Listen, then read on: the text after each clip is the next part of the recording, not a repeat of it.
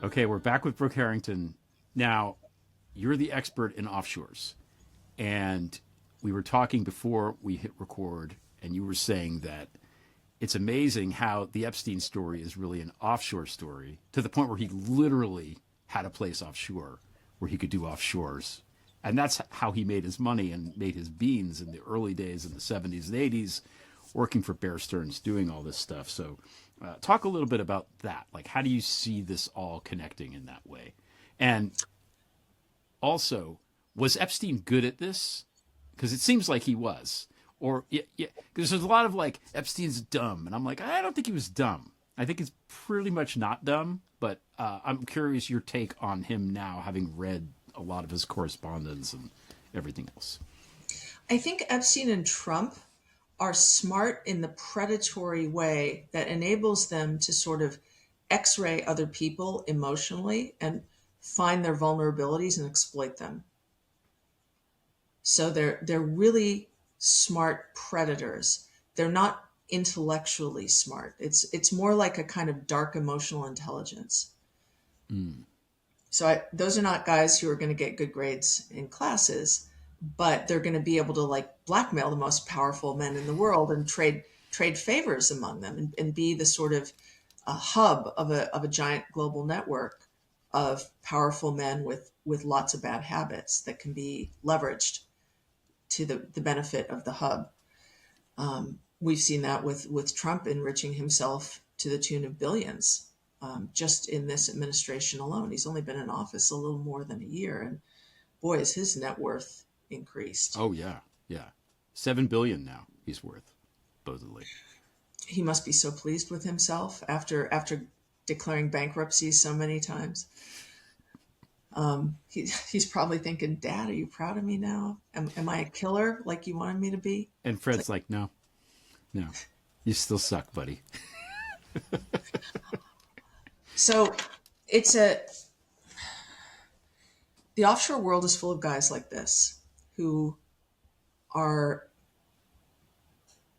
not necessarily smart in an intellectual way, but they're smart in the sense that they're really good at figuring out how to exploit situations to their own advantage. And you don't need formal education for that. The other part about offshore that I think people get confused about because offshore finance is so often termed like the world of tax havens and tax evasion, when really that's only a part of what happens offshore. For example, Peter Thiel was funding wildly unethical human experiments in an offshore setting, because what offshore offers is a zone of, it's like the Wild West where laws don't apply and norms don't apply, and that's exactly what Epstein was using Little St. James to do, is to provide a law-free zone and a norm-free zone where wealthy men could indulge their proclivities for doing things that are illegal, immoral, or both, and brag to each other about it and try to one up each other about it. Sort of like remember that old TV show Jackass, where young men did extremely dangerous things and were constantly trying to one up each other in terms of recklessness and like stupidity that they could walk away from. The Epstein files reveal a bunch of the wealthiest, most powerful men in the world playing jackass for much higher stakes. They weren't just putting their lives at risk, they were sadistically tormenting children for sport, but in a way that was designed to gain them status, not just pleasure, but status with other men. And that's also why they were trading secrets with each other. And that is also how the offshore system works. It's a system that fundamentally sells secrecy. It will shroud your tax evasion in secrecy, to be sure, but it will also shroud a lot of other unsavory things in secrecy, like your unethical human experiments. In Peter Thiel's case, he was sponsoring trials of a vaccine for herpes, one that was so wildly outside the bounds of normal human ethics standards that the FDA was like, no, man, we don't care how rich you are. You can't do that on American soil. So Thiel, instead of like reconsidering his life choices, was like, fine, I'll just buy up part of St. Kitts and Nevis and we'll do it there. Screw you, FDA. And that is their attitude towards the law. That's the attitude you see in all the Epstein files, is the law's for little people, just like taxes are for little people. I think, you're downplaying the enormous altruism of Peter Thiel trying to find a cure for herpes. Why would Peter Thiel want a cure for Actually, never mind. We'll skip that. We'll skip that. So you've now referenced Beavis and Butthead and Jackass. So I like where this is going. Another thing that you talk about in your book is blackmail, and you sort of hint at it, like this is a problem that wealthy families have. Like people are constantly trying to blackmail them, and I know that that's a word now we're hearing a lot, especially with the Epstein stuff. Like it's blackmail, it's blackmail, it's blackmail. But talk a little bit about like how that works and what it actually really is, because I think people maybe have different ideas about what blackmail is, because it's not. I think it's not something that even needs to be said that much. I don't think it's a situation where there's a specific and explicit quid pro quo. It's more like, that I know this about you, and therefore it's just, it seems to be more quiet. So I don't know. What's your sense of that? So one of the things people get confused about with Trump and other wealthy people is they say, well, clearly these guys have no shame. And that's true in the sense that shame is premised on the idea of a shared moral code. And clearly there is no more shared moral code here. Or these rich guys evaluate their status in terms of their ability to violate it. So you can't have shame and participate in that kind of status competition. However, this understanding of the wealthy men kind of forgets about a related phenomenon, which is status. They care a lot about status and reputation. So what they want is other people's respect and deference. And when they don't get it, they get very upset. Think like Alan Dershowitz going on this personal jihad against the poor pierogi dealer in Martha's Vineyard. Some guy selling pierogies at a farmer's market declines to do business with Alan Dershowitz, and instead of just taking his lumps and walking away, Dershowitz turns it into this sort of multi-week self-owned fiasco in the media, filming it, threatening to file charges, and it degrades him. But this is also the guy who, in Trump 1, was whining publicly about not being invited to certain parties on Martha's Vineyard because he was associated with Trump. And that is a big clue about what these guys care about. Think also in Trump 1, Sarah Huckabee Sanders being denied service at a restaurant and making a huge deal out of it rather than walking away quietly. That is a status offense, and they really, really care about it. Putin cares about this. Remember, after the 2022 invasion of Ukraine, some European orchestras were refusing to play Tchaikovsky, or some of Putin's associates were denied entry to Italy to enjoy their villas in Lake Como. That's what finally made Putin get in front of news cameras and talk about, Russia is being canceled and all this woke shit is so unfair.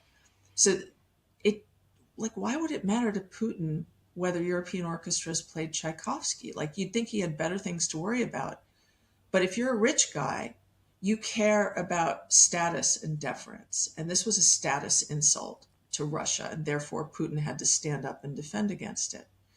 So what's going on in this world of the Epstein files, and what Epstein is trying to leverage and also protect with secrecy, is the reputational economy of some of the most powerful men in the world. Not even necessarily the richest, but like people like Noam Chomsky and Larry Summers, who are revered or were revered figures in their academic fields, but not necessarily particularly rich.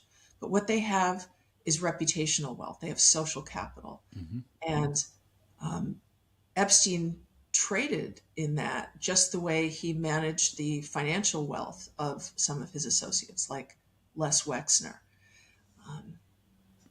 I think I may have veered too far afield from your original That's question. okay. So This if is you all want to about like rein me back in, virence. Is virence, is that a word? I don't know. Veering is fine.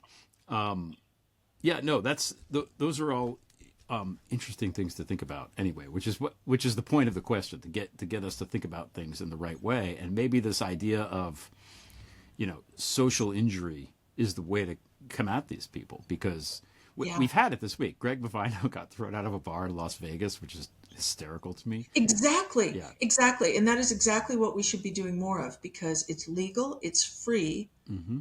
and anybody who encounters these figures can participate. Like if you're the server at a restaurant where some Trump administration official comes in, you can just refuse to serve them. You can walk off the job. Now, I'm not saying that is easy. People have mortgages to pay and Mm-hmm. food to put on the table. Right. But especially, if you talk about it with, say, the owner of the establishment where you work and they have your back, then by all means do it, because it seems so simple. It seems like it couldn't possibly hurt these people, but we are constantly getting evidence that it's among the most effective weapons. These status insults are among the most effective weapons against these fascist pedophile monsters. Is that perversely they want and expect to be liked and deferred to, and denying them the liking and the deference is, they regard that as a serious injury that requires a response on their part.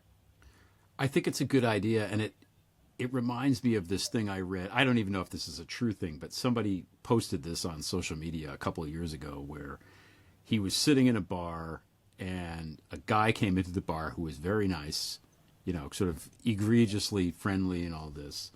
And he was wearing some sort of jacket with insignia on it. And the bartender went over and said, "Get the fuck out of here." And the guy was like, "What? I'm not doing anything." He's like, "No, I know what the signs mean. Get out."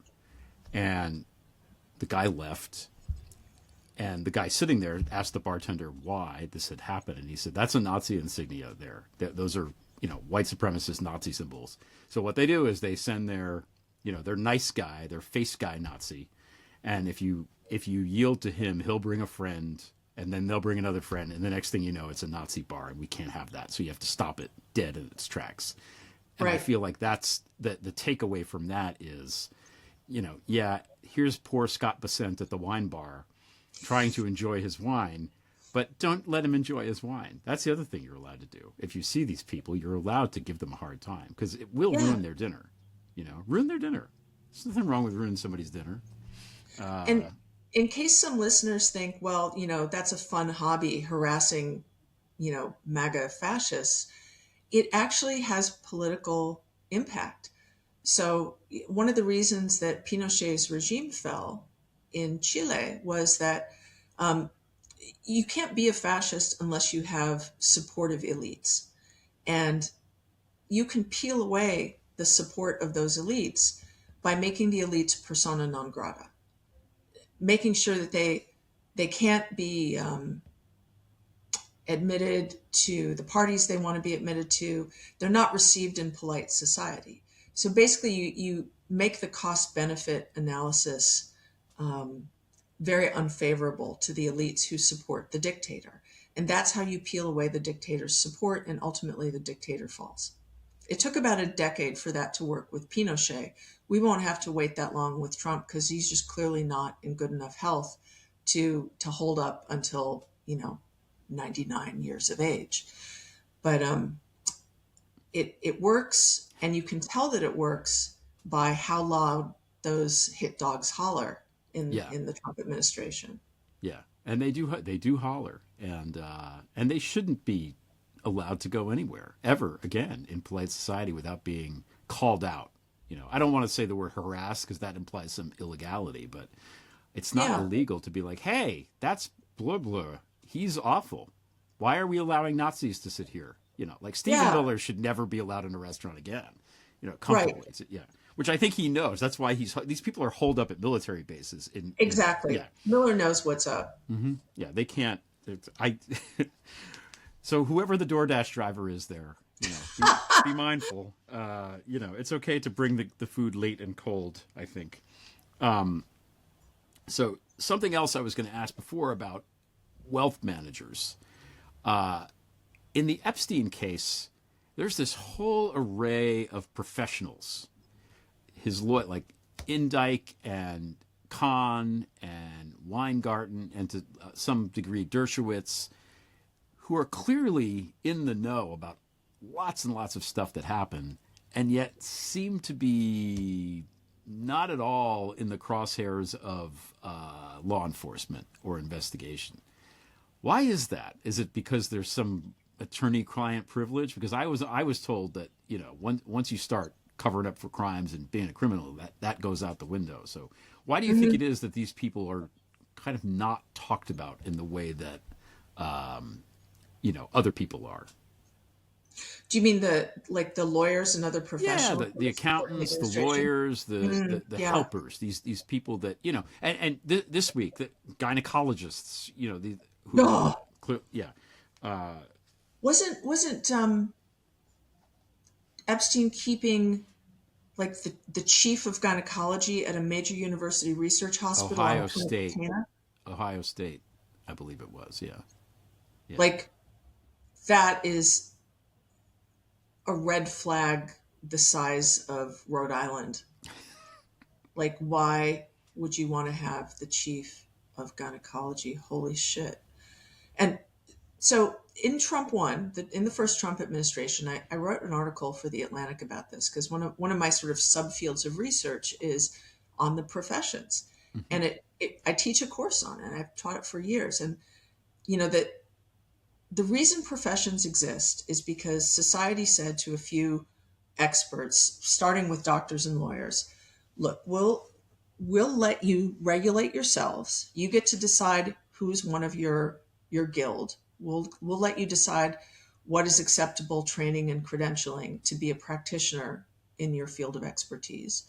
But you have to use your expertise to help society, not to exploit it. That's the deal. And it's always been a gentleman's agreement with all the gender stuff that implies too. Right.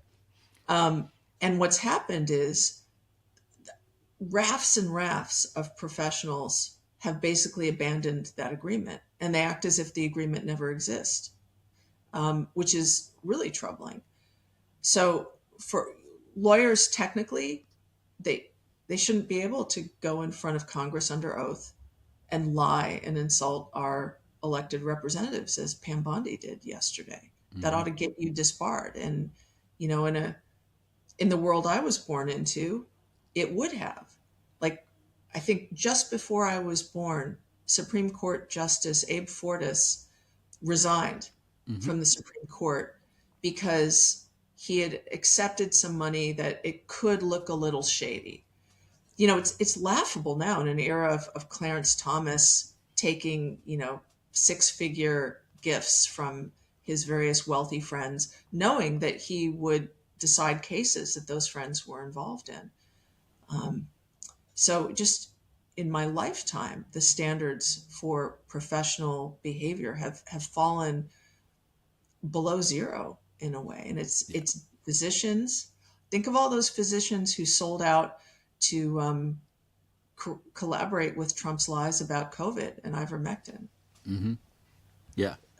Attorneys, doctors, pharmacists, accountants. Who is the guy, Trump's accountant who actually did time in Rikers? Oh, Weisselberg. Alan Weisselberg, yeah. Yeah. He's the only one of all of these people that I could think of that actually, serves him. I guess Michael Cohen too, but that was because Trump, he betrayed Trump, so he had to pay the price and all that kind of stuff. The bar associations are a joke. I mean, it took how long for Rudy Giuliani to be disbarred? Like, come on, guys, what are you doing? These people. It would be nice if they were more progressive about it. Not progressive in the political sense, progressive in the, let's not give these people the benefit of the doubt so much. They have a big conflict of interest because I may be wrong about the Bar Association, but this is for sure true of the AMA. No one has to belong to the AMA. You can be a practicing physician and you're licensed at the state level. You don't have Hmm. to be an AMA member. So all of these professional associations that have been granted the power to discipline their own members have a powerful incentive not to do that, because then they're going to lose members. If members know that membership subjects them to discipline by the association, why Yeah. would they join? If you can make a ton of money selling people snake oil, why would you join the AMA and subject yourself to disciplinary procedures? You might have a son that grows up to be John D. Rockefeller, because that's what his father was, right? This Yeah. famous quack. So in the files now, going on this idea of all these helpers and people and manipulators and offshore maestros, there's no shortage of talking horns in this new crop.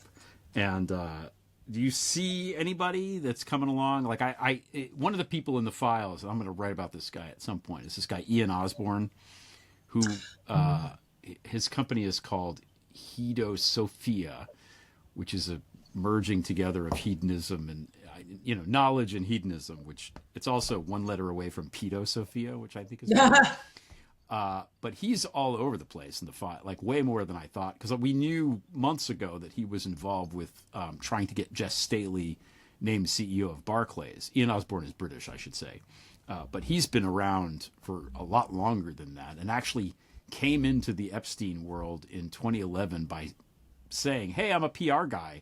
I can help you burnish your reputation."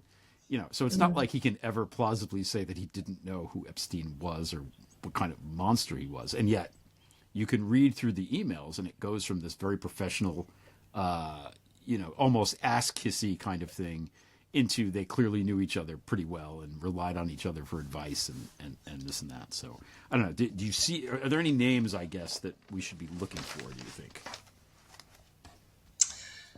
There are a lot of names surrounding an organization where I spent a couple months during my first sabbatical, called the Santa Fe Institute.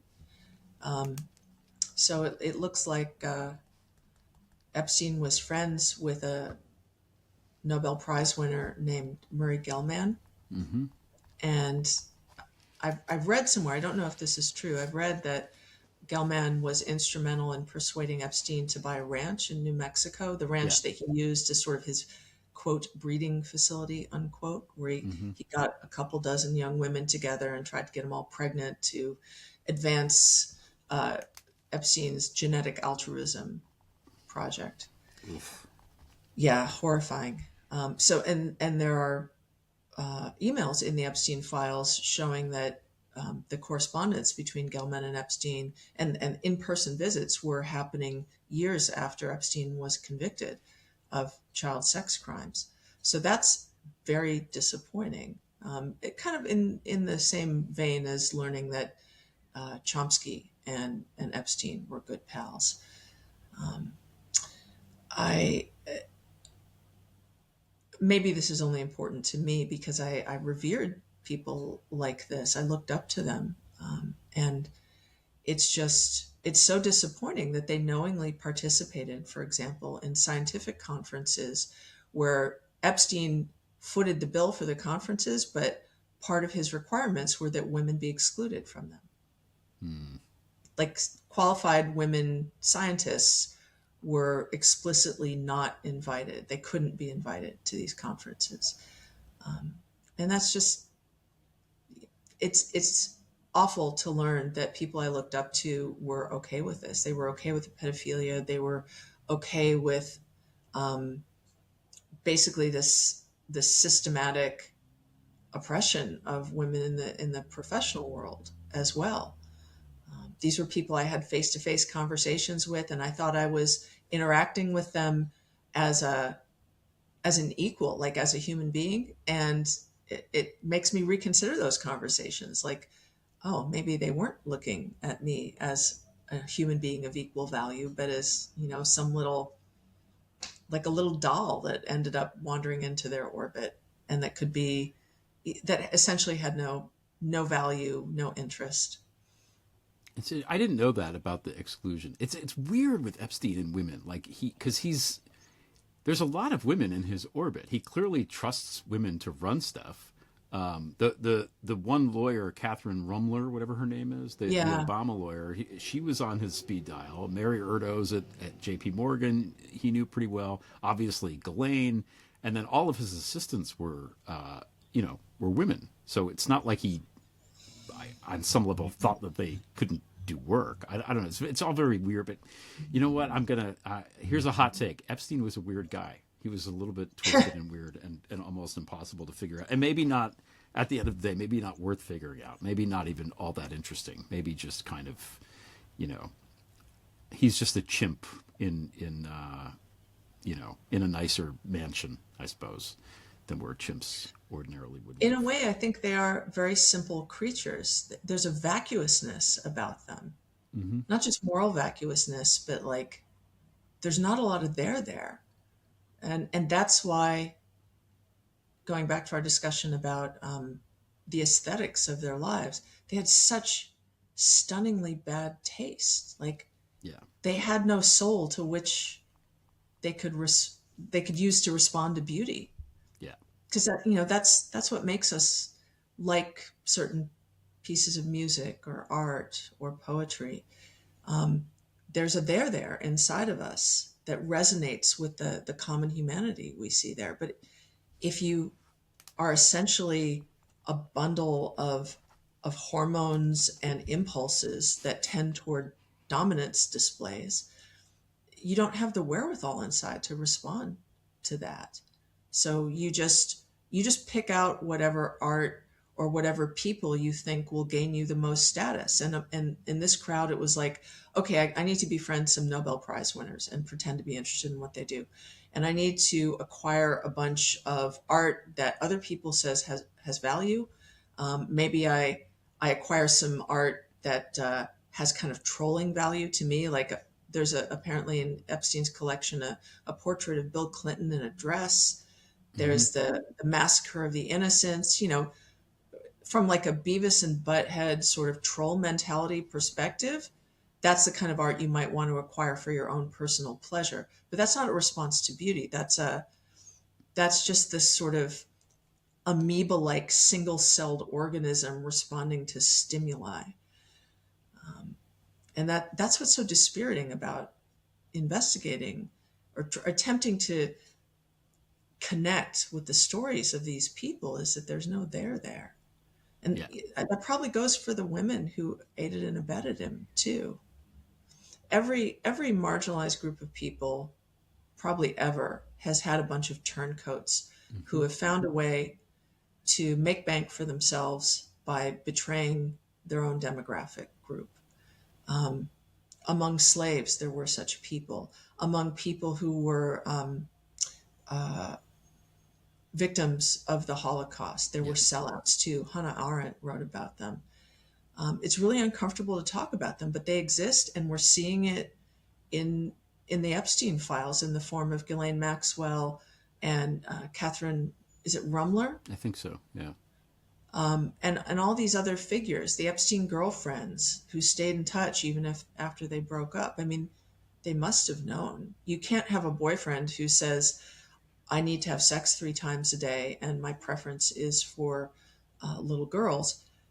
Like, one of the things I wonder about Epstein is like, how did he have time for all of this? Yeah. Yeah. I think all he did was email people and get massages. I mean, I don't think he wasn't a financier. He wasn't like on Wall Street doing stock trades. He was just networking with people. I think he just talked on the phone a lot, from his massage parlor, which looks like, artlessness. Stephanie LB likes to always say these MAGA people are artless. That's the main Yeah. trait that they have. And it also, I was thinking as you were talking, probably explains all the lying. If we go back to Keats, if truth is beauty and, beauty is truth, truth, beauty, then ugliness and lying are the same kind of thing also. And that's what we're getting with these people. Just lies and ugliness. And I watched just the tiniest clip of the alternate halftime Super Bowl show, just as a curiosity. Brave man. Well, it was a clip running, and it said Kid Rock gets mad and storms off. So I was like, all right, what's this about? This is literally 11 seconds long, and he's there, and he's clapping, and there's supposed to be a crowd, and you could hear the clap as if he's in an empty room, and then he just turns and leaves. But the takeaway for me, the stage was so ugly. I mean, visually, it was repellent, almost as if whoever designed it was doing it on purpose in trolling, like, but probably not. And I thought, who could watch this? Who could even look at this for any length of time? It's so just visually unpleasant compared to the Bad Bunny thing, which was, whatever you think about the music, I think visually it was spectacular. It was just this incredibly creative, moving parts kind of thing. So I can think of no, better recent illustration to show the stark contrast between the aesthetics of the MAGA people and the normies, the creative people than that. So I don't know, or whatever JD Vance is doing these days. So I don't want to keep you too long because you've almost been here for an hour. But I want to. Is there anything we didn't cover that you want to sound off on before you go? No, I think we more or less covered it. The pieces of the big jigsaw puzzle are coming together, and it's horrifying. The picture is horrifying, and I expect it will continue to get even more horrifying as more and more pieces find their way out to the public. And it'll be useful to have real-time accounts like this where historians have a record of people like us trying to work out what the bigger picture is. And I expect that I'll be surprised, not just by the depravity, but by the extent of this network. Yeah. Like, Jackass played as a global game among the richest and most powerful men in the world. There's names in there we haven't heard yet. That's the other thing, I think. Yeah. I have some suspicions about who might be in there. So it'll be interesting to see what happens and what comes out, and hopefully, the flip side of all of this is that all of this evil can produce a response that will send it back from whence it came, and hopefully destroy all the rotten institutions so much that they'll have to be rebuilt in a way that we can ensure that this sort of thing doesn't happen ever again. I hope so. A lot of people have been saying, oh, nothing's going to happen. It's going to be like the Panama Papers. But with the Panama Papers, the reason there weren't a lot of prosecutions and even fewer convictions is because a lot of what happens financially offshore is technically legal. Yeah. It shouldn't be, and it's clearly immoral, but it's hard to prosecute when someone hasn't broken the law. Child sex abuse is a whole different animal in this respect. You can't really wiggle out of that, especially if there are tapes. The only attempts to wiggle out of it that we've seen have been efforts that have really backfired spectacularly, like saying, well, the girls were 15, they were practically adults. What's everyone getting so worked up about? Who's it? Megyn Kelly, yeah. Megyn Kelly was trying that one, and that went over like a lead balloon. Mm-hmm. And now that more and more evidence is getting out of children who are 9-10 years old being involved in this, that takes that deflection completely off the table. So there's a lot less wiggle room to escape accountability among these elites in the Epstein files than there were in the Panama Papers. My fear is that we're going to get another Gerald Ford type response of let's turn the page and heal the nation by pretending none of this ever happened. Mm-hmm. And we know how that turns out. And I hope there will be enough anger and uprising in American civil society that we don't let them turn the page and allow the complicit to escape accountability. Amen. Yeah, it's just, that's what we do in the United States. We just turn the page. That's what we do. It's always what we've done. And frankly, that's why we're in this mess. So exactly. Yeah. Brooke Harrington, always delightful to see you, and thanks so much for joining me today. Thanks for having me on the show.